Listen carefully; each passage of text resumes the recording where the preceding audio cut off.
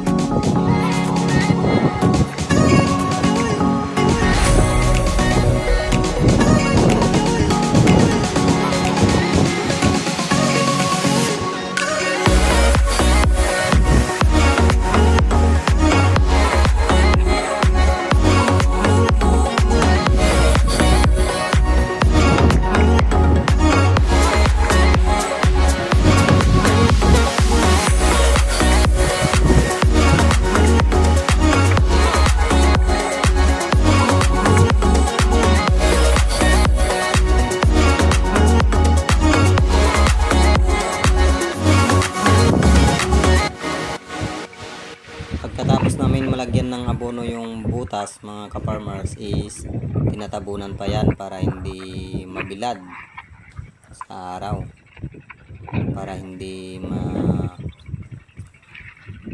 mayanod ng tubig pag nagpatubig tayo mga ka-farmers, para nandyan lang sa loob. So ayan mga ka-farmers, pag naabunuhan namin lahat yan is bukas ay magpapatubig kami para mabasa na yung abono at makain na ng halaman. So ayan, happy farming mga ka-farmers. Thank you for watching guys. Happy farming mga ka-farmers.